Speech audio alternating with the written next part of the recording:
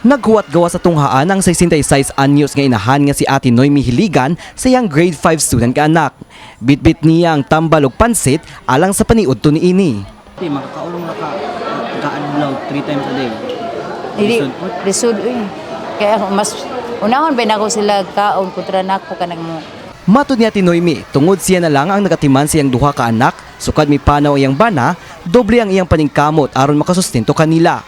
Sukad pa kaniadto, gitudlo na sa matag Pilipino ang Grow Glow Go o ang pagkaon og balanced nutritious food nga adunay carbohydrates, protein, vitamins and minerals. Apan kini nga recommended food intake dili na matuman ni Ate Noemi tungod sa pinansyal nga limitasyon.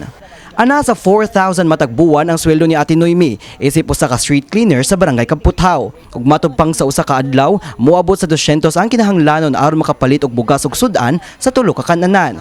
Kung kwintahon ang maong sweldohan, kuwangon ra kini sa pagkaon lamang. Mutang nga tagpuan. Sugot ra masakit. Kaya ba, mas lanay ko trabaho. Kaya wala, baya ko'y mga, ay wabi ako'y bana, baya, magsuon ra, yakong magsuon. Pariyara sa nako, galisod. Og bisan pa man sa kalisod nga pinansyal, naningkamot siya nga makakaon og balanced nutrition food.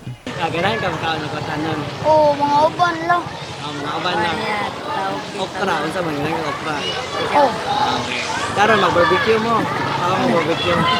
Paglas ka ni pagabi ni kaon ng kuguton.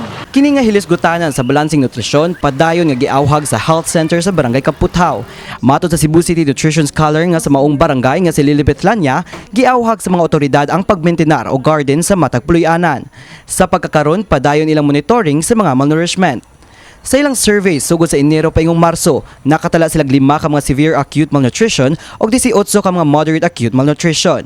Nunot ni ini, mga nagkadaiyang lakang ang mga nahimo sa barangay sama sa paghatag og lugaw o mga nutrient supplements nga lahi alang sa mga underweight, stunted o pregnant women. Padayon naghapon din magdusad mig nutrition education para pud kay bawo sila ba na sila kaalam unsa ang kuan sa nutrition.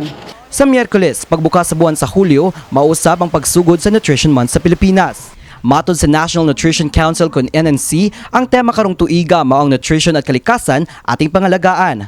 Matod sa NNC Region 7, base sa Operation Timbang Plus 2025 nga nagtimbang sa mga batang under 5 sa Central Visayas, nasa kapin 40,000 ang number of stunted o severely stunted, kapin 7,000 ang moderately wasted o severely wasted, o dulan 19,000 ang underweight o severely underweight, o kapin 12,000 ang overweight o obese.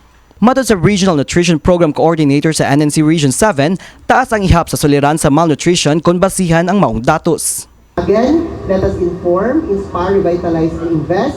And this year's Nutrition Month celebration with the theme Nutrition at Kalikasan, ating pangalagaan, is a message of hope. No?